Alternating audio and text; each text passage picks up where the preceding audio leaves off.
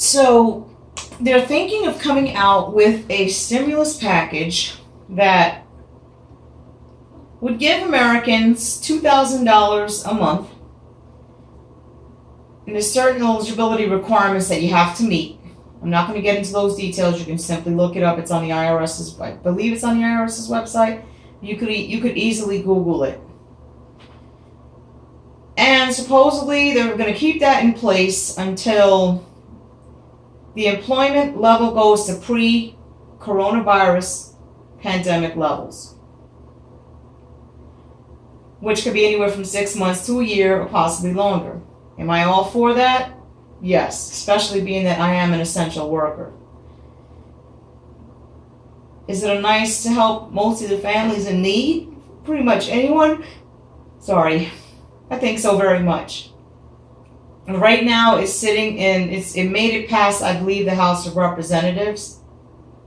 So it got like a preliminary approval, and it's not set in stone yet, so the approval is verbal right now, and then it's going to get past it's supposed to go up to the Senate.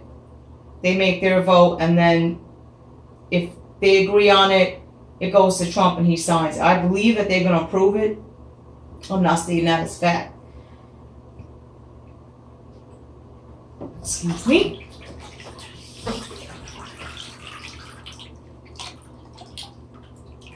But I do believe that they are going to approve it.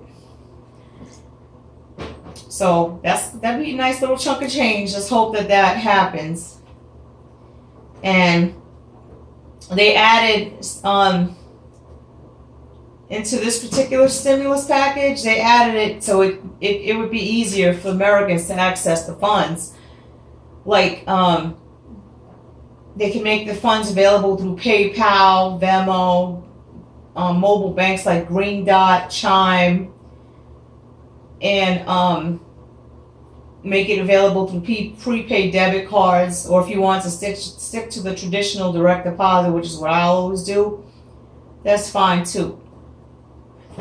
So we'll see what happens with that, ladies and gentlemen. Keep an eye out for that. Just keep an eye out for that. That would be really nice. Really nice. So what I also wanted to talk to you all about is how, remember when I said in my last video, how you need to be careful that if you go for a forbearance with your mortgage lender, how you need to be careful and then like read in between the lines, because it's a good chance that they can make you responsible for that money. Now, according to the CARES Act, they're supposed to forgive those months that you request forbearance on. They're supposed to forgive it. And they're not supposed to report it negatively to your credit, meaning the banks. And they're supposed to make it where, this is what they say it's supposed to do.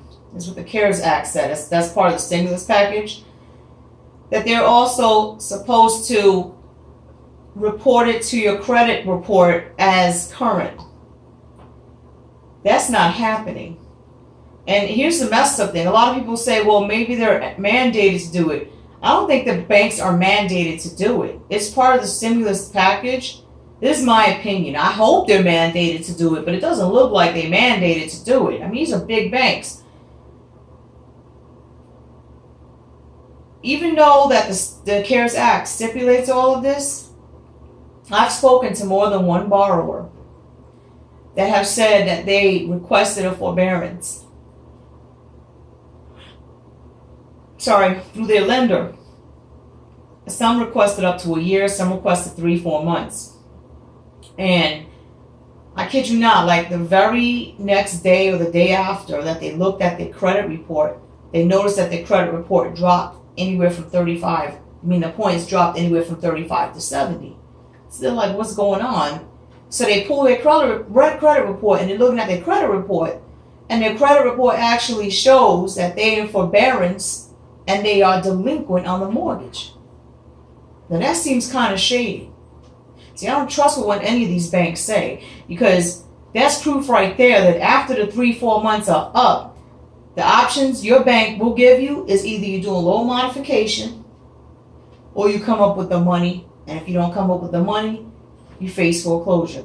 Do I think it's a messed up situation? Yes. Do I believe the banks have a right to protect their interests? Absolutely, I do. But at the same time, I don't believe they have the right to screw over a borrower that is down, meaning they're laid off or whatnot, especially a borrower that has been excellent in paying their mortgage monthly, the mortgage monthly note on time. I've spoken to this one person, a friend of mine at work, and she said that her neighbor was laid off, and her neighbor, without this income, had no cash coming in. So he was trying to get his stuff sorted out and situated with unemployment and whatnot. And while he was getting that situated, because from what I understand, even though, yes, Pennsylvania has started that part of the CARES Act where they add $600, up to $600 a week. People think it's $600, but I've been hearing that it's up to $600 a week. In addition to your state benefits, you get up to $600 a week in federal benefits. Some people say it's $600. I've been hearing up to $600. Maybe it is $600. Who knows? So, but it's per week. And I've been hearing that states like Pennsylvania, New York, Washington, California, Oregon, Maryland, New Jersey, Colorado, New Hampshire, and so forth are backlogged with all the claims that they got. So people have been waiting a few weeks as opposed to waiting a week. So they've been waiting a few weeks, a month. I've heard a month. I've heard 6 weeks for their first unemployment check to come in.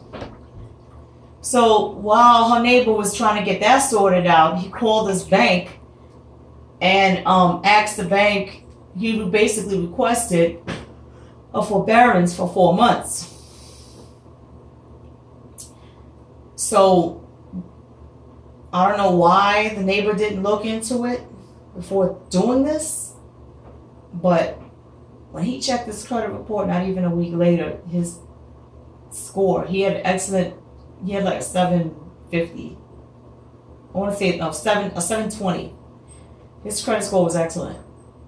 So they dropped his thing 75 points. So if he had a 720, that brought him down to 645, which is about average.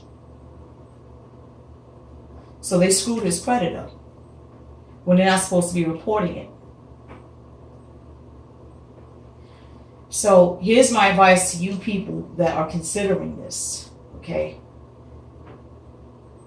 You need to read in between the lines, and you need to research and look up what banks are doing this, okay? Because it could be your bank, okay? Because they're offering you these deferments and these forbearances and trying to paint a pretty picture. Oh, you'll get 3-4 months, your payments will be suspended, you don't have to worry about it, it'll be forgiven or whatnot. But then when that 3 or 4 months is up, they're going to ask you for that money up front, or they're going to say that you need to do a loan modification. Loan modification is not guaranteed. Is it possible to get approved? Yes. Okay, but if you get denied, you have to start the whole process again.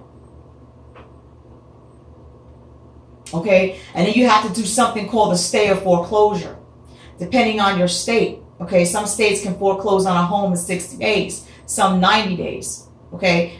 A stay of foreclosure, I forgot what it's called, but I know one of the terms of stay of foreclosure is that while you are applying for a loan modification, if you're 2-3 months in arrears on your mortgage and you're applying for loan modification, what that basically does is stops the bank from taking legal action against you. The legal action against you and the foreclosure proceedings are halted until you get a decision back on loan modification. So it could be halted for like 30 days. Because the loan modification could take 30 days, sometimes 60 days. So I believe that the stay of foreclosure is on hold for 30 days. It could be even 60 days. While the loan modification is being processed and reviewed and whatnot for a type of decision to come back. So if I were you, I would just continue to make your mortgage payments. Make it. Just make that mortgage payment. As long as you make it before the end of the month, it's not reported to your credit late. I'm going to repeat that. This is not for those that are 60 days past due. Okay? If you are under 30 days or at 30 days and you pay your mortgage, you are listed on the credit report as current. So let's say, for example, you had April 1st mortgage due, right? And because of your pay cycle, you can't pay on April 1st. You can only pay at the end of the month or whatnot. I know some people like that. They get paid once a month. It sucks, but it is what it is. At least they have a job, right? So you pay your mortgage before the 1st of May hits. When you do that, you save on some interest and it goes to your credit report as being current. Because technically, you're paying your April note before the 30 days is out. Any delinquencies are reported at 31 days. And a lot of people don't know that. So you save a little bit of interest. I mean, if you pay your April 1st note on April 1st, obviously you save a lot of interest. The sooner you pay it, the better. But some people just can't do that because based on their pay cycle patterns. So keep paying your mortgage. Do what you have to do, okay? Use your tax refund. Use your stimulus. Keep paying your mortgage.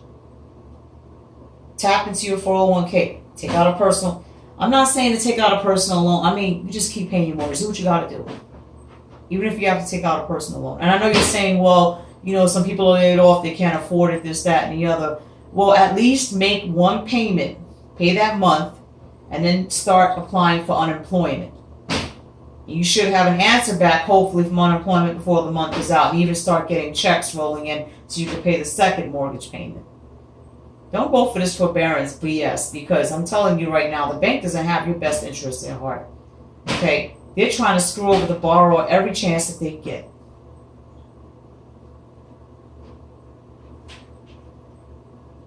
Okay?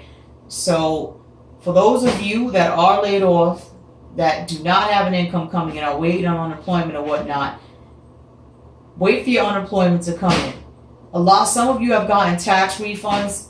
You can use your tax refund to pay your mortgage, okay? And wait for your unemployment check to hit. You can reach out to family members and friends that are all working to help you out. Anyway, I'm going to wrap it up here. I just thought I'd let you know because this is pretty interesting that a lot of these banks are screwing the borrowers over. They offer you a deferment and they turn around and report it to your credit as delinquent. And then that kills your score. Anyway, I'm going to wrap it up here and I wish you all the best of luck.